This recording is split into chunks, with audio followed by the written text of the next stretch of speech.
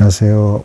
오늘은 추가로 이 이야기 이순신 장군의 장군님의 난중일기 이 책에 대해서 좀 간략히 리뷰를 해보겠습니다. 뭐 또 약간 판본이 몇 가지가 있는데 여기 보면 이제 뭐 이런 것도 들어 있습니다. 이렇게 그리고 이 책에 대해서 일단 특징을 제가 하나씩 좀 말씀을 드리자면 뭐 이게 굉장히 제가 이미 유발 하라리 책 하나 소개를 해드렸잖아요. 이제 르네상스 중세 시대 이제 어떤 전쟁 회고로. 근데 그런 것처럼 기록이 돼 있어요. 그러니까 사건 중심으로 기록이 돼 있고 감정은 극도로 절제돼 있습니다. 근데 이제 여기서 이제 뭐 우리나라 유럽은 아니니까 감정이 절제된 이유는 조금 다른 것 같습니다. 제가 봤을 땐 이 난중일기의 내용을 보면 어쨌든 장군이고 또 남자잖아요. 그래서 어떤 감정의 절제를 약간 어떻게 보면 사회 분위기적으로 알아서 이렇게 너무 절제시킨 것이 아닌가. 그래서 자연스럽게 그런 사회 분위기 속에서 살았기 때문에 장군이고 본을 보여야 되잖아요. 나약한 모습으로 어떤 군인들을 끌고 다닐 수는 없는 노릇이잖아요. 그래서 전쟁 중이기도 했고, 그래서 의도적으로 좀 감정을 절제한 것이 아닌가, 뭐 이제 이런 느낌이 들고요. 또 그 내용이 보면 뭐 아주 간략하게 뭐 외선 몇 척을 격침시켰다, 뭐 몇 명을 죽였다, 그리고 어떠한 사람이 태만하게 아니면 혹은 뭐 부정부패를 저질러서 뭐 곤장 몇 대를 쳤다, 그리고 뭐 명나라랑 걔한테 뭐 명나라는 쫓으려고만 하고 뭐 실제로 열심히 싸우지는 않는다, 뭐 이런 부터 시작해서 어떤 내가 너무 괴롭다 막 이런 표현이 뭐 거의 잘 안 나오는데 고민거리가 될 만한 거에 대한 기록들만 딱딱딱딱 사건 중심으로 나와 있다. 그런 걸 봤을 때 제가 받은 느낌이 어쨌든 선조라는 왕의 어떤 견제를 받고 있는 상태이기도 했잖아요. 그러니까 일기긴 일기인데 누군가의 공개가 됐을 때 나는 충실하게 나라에 충성하는 삶을 살았다는 걸 사건 중심으로 좀 기록한 느낌이 있다. 그래서 막 엄청나게 감동을 준다거나 재미가 막 있고 그렇지는 않습니다. 왜냐면 내면의 감정이 나와 있지는 않으니까. 근데 오히려 이렇게 절제된 표현이 어떤 면에서는 인간 이순신, 그러니까 우리가 보는 영우로서의 이순신이 아니라 인간 이순신의 모습으로 봤을 때는 제가 느끼기엔 그랬습니다. 이분이 절대 뭐랄까 철면피 같고 굉장히 막 무조건 엄청나게 강해가지고 웬만한 사건에도 눈 하나 꿈쩍하지 않고 그런 타입은 정말 전혀 아닌 것 같다는 걸. 그걸 어떻게 알 수 있냐? 감정 표현을 안 한다는데.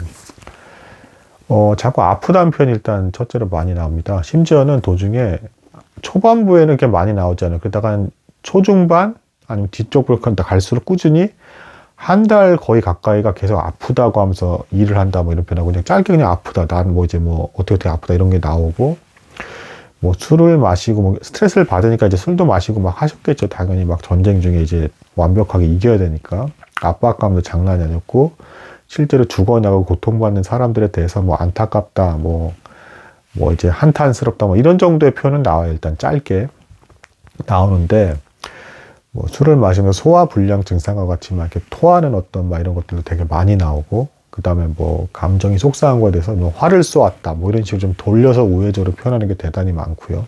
그래서 2차 세계대전에 보면 패튼 장군 아마 아시는 분은 아실 거예요. 미국의 패튼 장군. 이 사람은 완전 전쟁광이었어요. 그래서 2차 대전이 끝나려고 하니까 이제 또 소련이랑도 싸워야 된다 하면서 이렇게 막 계속 전쟁하길 바라는 그래서 남의 어떤 일단 사병대 죽든 말든 용맹하게 끝까지 싸워야지 무슨 소리 하면서 막 좀 다른 사람이 어떻게 됐든 말든 너무 막 차갑게 아주 막 이렇게 밀고 나가버리는 어떤 막 무지막지한 사람이었는데 우리의 이순신 장군은 절대 그러지 않았고 고민거리도 그래서 대단히 많았다. 그리고 오히려 이렇게 절제하면서 다 표현을 했지만 내면이 굉장히 섬세하신 분이셨다라는 게 더 깊이 느껴진다. 그래서 인간 이순신으로서의 모습은 대단히 가냘프고 우리 예상 이상으로 가냘프고 섬세한 감성을 지닌 고민이 많았던 분. 1차적으로 어머니에 대한 고민. 도중에 어머니가 돌아가세요. 근데 이제 어머니의 건강과 이런 것들 제대로 챙기지 못하는 것. 전시 상태니까 거기에 대한 고민이 이제 일단 나오고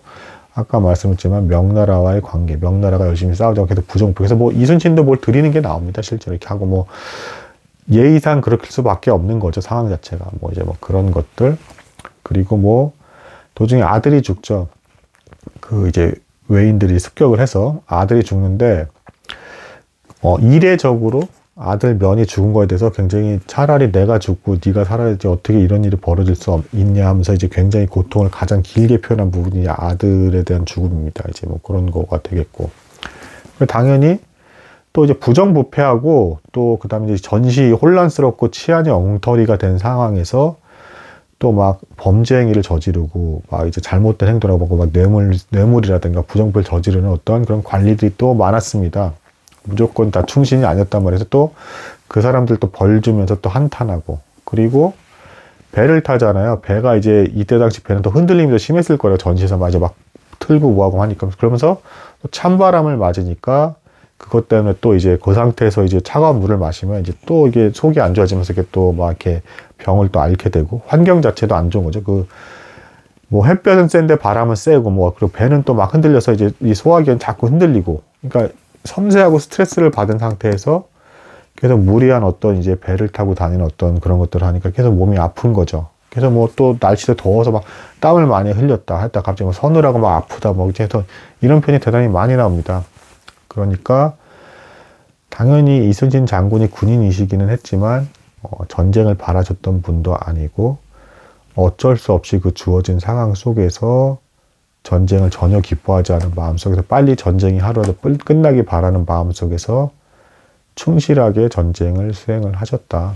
그리고 우리가 생각하는 이미지만큼 아주 강인하고 뭐 무뚝뚝하고 철면피해 무조건 이기는 것만 강조하는 그런 분이셨지는 않을까라는 추측은 완전히 오해고, 의외로 굉장히 오히려 섬세한 분이신 것 같다. 감성적이셨던 분이셨던 것 같다. 마지못해서 어쩔 수 없이 국난이 발생을 하니까 힘겹게 전쟁을 감당하면서 살아가셨던 분 같다.